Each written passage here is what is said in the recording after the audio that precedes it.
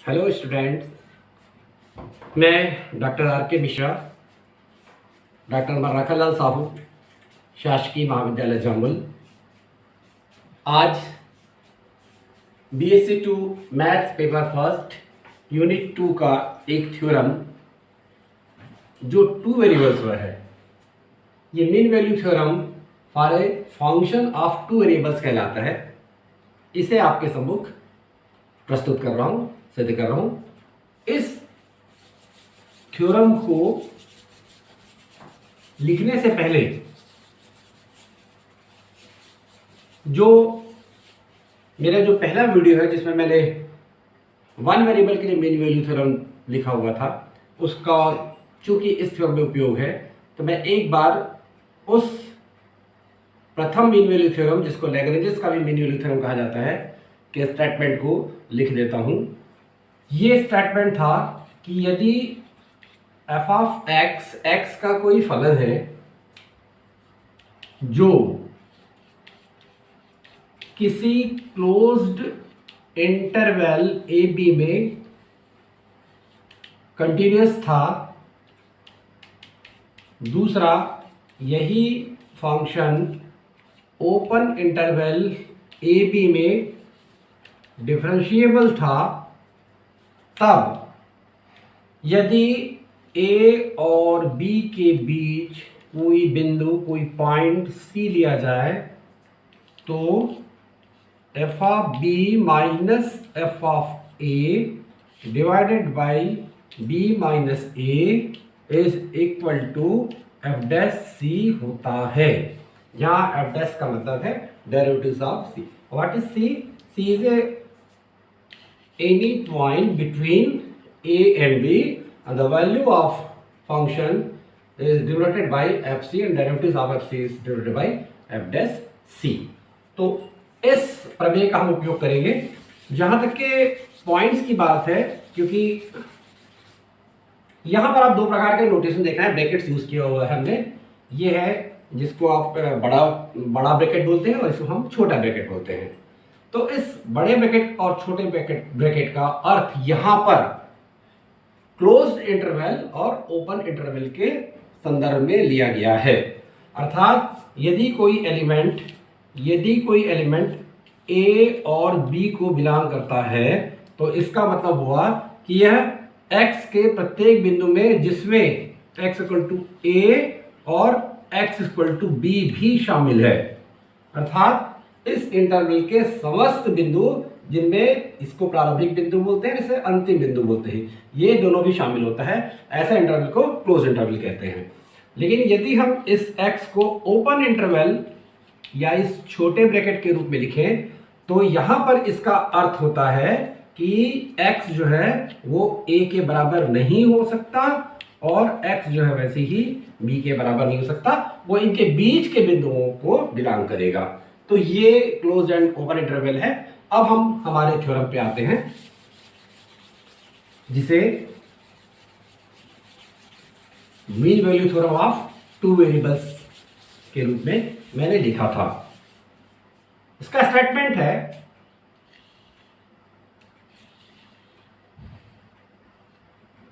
इस प्रकार से मान लिया जाए ये कोई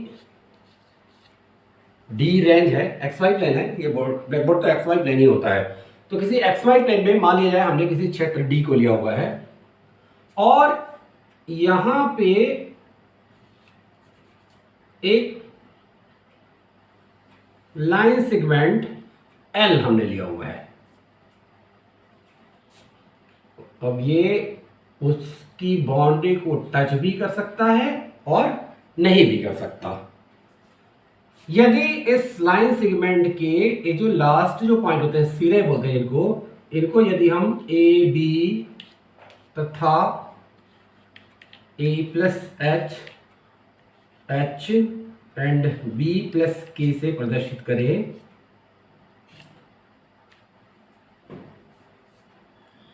तब ये जो फंक्शन है, ये एल लाइन सेगमेंट है ना, ये इस पूरे लाइन सेगमेंट के समस्त बिंदुओं पर कंटिन्यूअस होगा कंटिन्यूअस होगा। और उसी प्रकार से ये function X Y, sorry this function of X Y, क्योंकि ये 2 वेरिएबल है तो यहाँ पर एक वेरिएबल नहीं लेना है। मान लिया है एफ एक्स वाई जो है वो कोई फंक्शन है जिसके लिए हमने ये सब बातें कही जो परिभाषित है इनमें। उसी प्रकार से यही एफ एक्स वाई जो है इस लाइन सेगमेंट के केवल सिरों को छोड़कर, अर्थात ये पॉइंट और इन पॉइंट को छोड़कर बाकी सारे पॉइंट के लिए डिफरेंशिएबल है। इसी प्रकार की स्थिति आ गई जो थोड़ी देर पहले मैंने स्टेटमेंट में लिखा हुआ था, जो 1 वेरिएबल का था, उसमें एफ ऑफ एक्स जो है वो क्लोज इंटरवल में कंटिन्यूअस था, ओपन इंटरवल में डिफरेंशिएबल है। देखिए यहां पर भी वही है, क्योंकि दोनों पॉइंट को अगर आपने छोड़ दिया तो उसका अर्थ होता है ओपन इंटरवल, और अगर समस्त पॉइंट को अगर आपने ले लिया है तो उसका मतलब होता है क्लोज्ड इंटरवल। तब F of A plus H B plus K minus F of A B is equal to H del by del X F of A plus theta H B plus theta K plus K del by del Y again F of A plus theta H B plus theta theta k, where this theta is lie between 0 and 1. This theta is lie between 0 and 1. ये है वो theorem जिसे हम proof करने जा रहे हैं। तो चलिए अब इस थ्योरम को प्रूफ करना शुरू करें।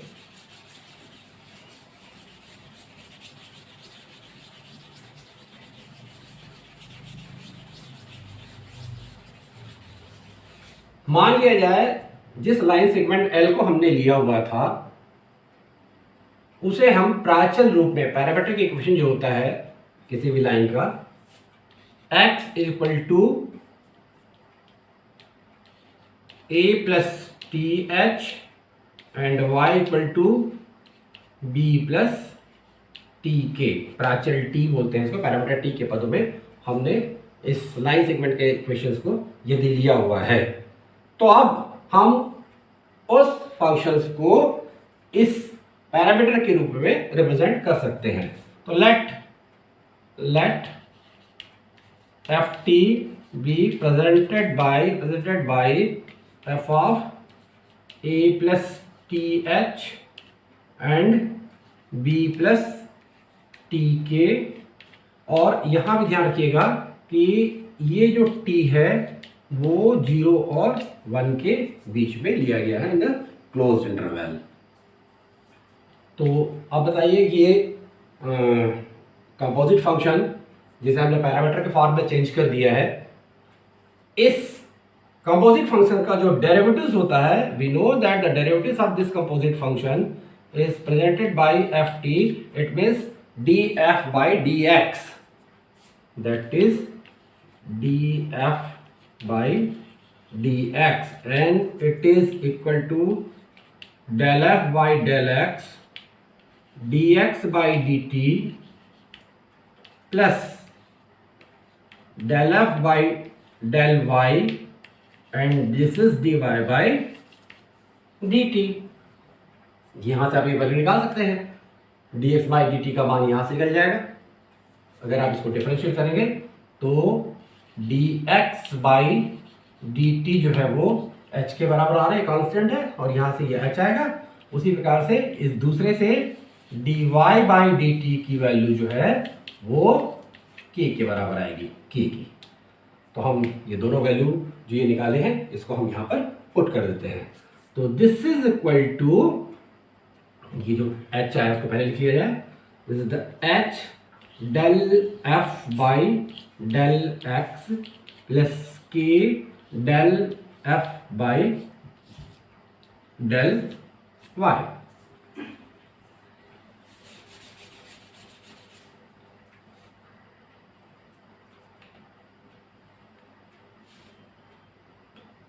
इसे हम पुनः लिख लेते हैं, इसे हम हटा रहे हैं यहां पर से।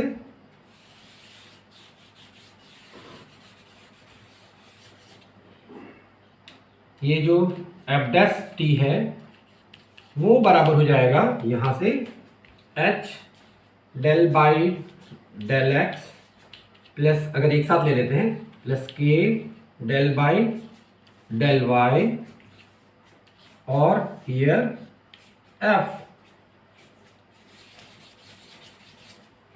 That is H del by del X plus K del by del Y, और ये जो f का जो मान था वो f of a plus T H, A plus T H और b प्लस टी के। और ये ठीक से दिख नहीं रहा है, इसलिए मैं थोड़ा सा इसको फिर से स्टार्ट करके लिख देता हूँ यहाँ।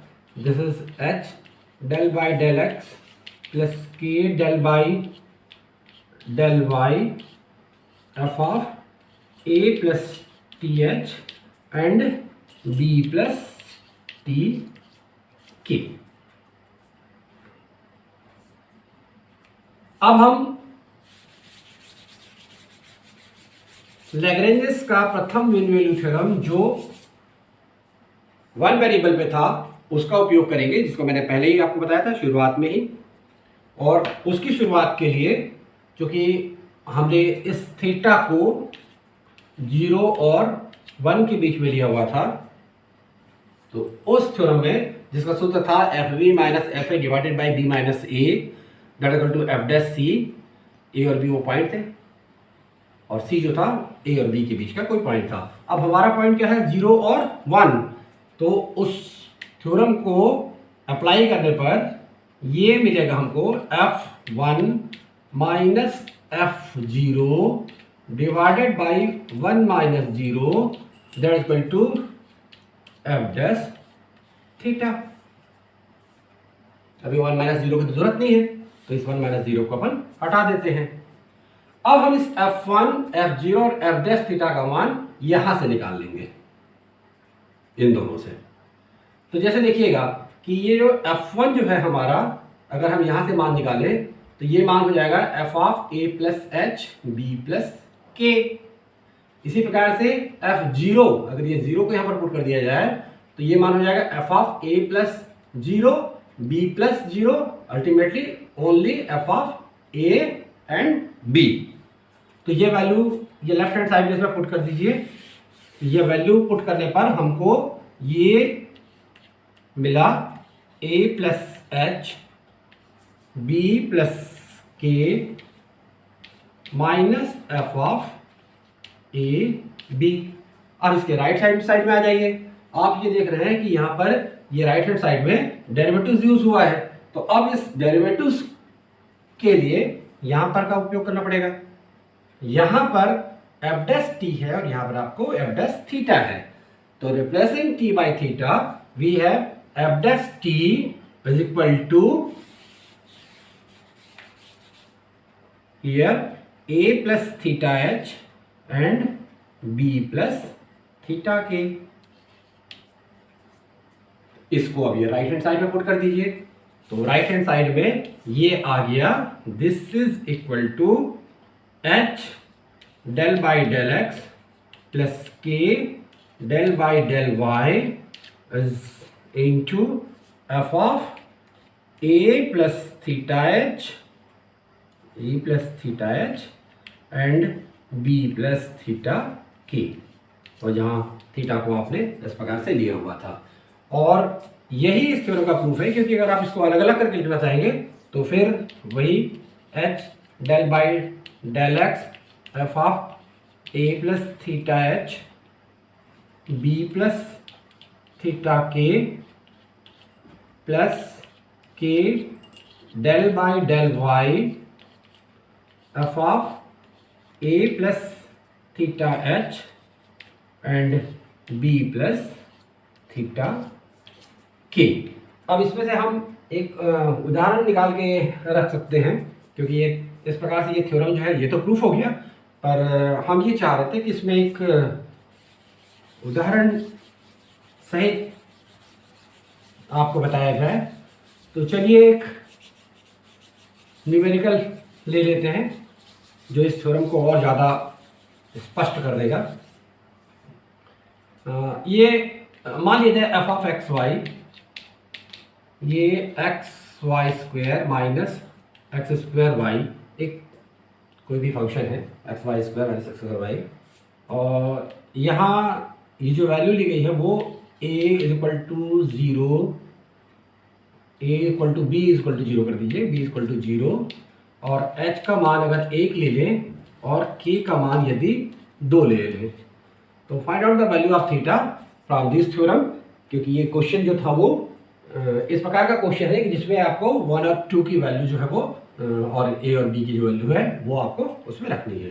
तो जो थ्योरम हम लोग ने देखा था उस थ्योरम के अनुसार आपको जो चीज़ें लेफ्ट हैंड साइड में निकालनी है वो क्या था, F of A plus H B plus K minus F of A B, और इसको एक साथ लिख दिया जाएगा तो H del by del X plus K del by del Y, और ये इंटू एफ ऑफ, ये यहाँ पर आएगा F of A plus theta H B plus theta K. ये हमारा थ्योरम था। अब इसके लिए हमको थीटा निकाल करके बताना है कि वो इंटरवल में वो आ रहा है कि नहीं आ रहा है। इंटरवल क्या होता है, 0 और 1 के बीच में आना चाहिए थीटा का मान जो है वो। तो चलिए इस मान को निकालते हैं।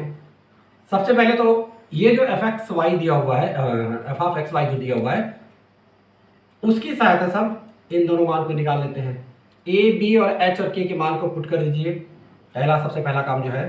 तो ये हो जाएगा आपका a का मान है 0, h का मान है 1, तो ये 1, वैसे ही ये हो जाएगा 2 minus F of A B का मान तो 0 0 है, तो ये 0 0, और राइट हैंड साइड में